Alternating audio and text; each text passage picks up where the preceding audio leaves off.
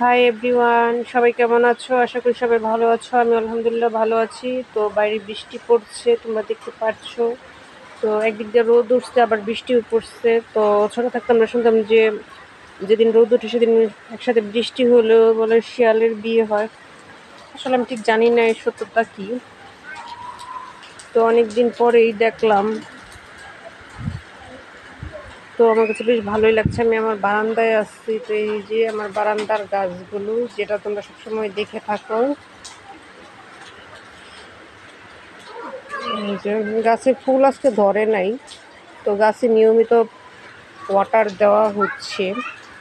তো এই যে এই গাছটা কিন্তু বেশ ভালোই বড় হচ্ছে। আমি এর জন্য এগুলো যাতে বারান্দার বাইরে দিয়ে যায় সেই ব্যবস্থা আমি করে দিয়েছি। এই যে দেখো এই গাছটা, আর ওইগুলো আছে, ওদের মতোই আছে এই গাছগুলো।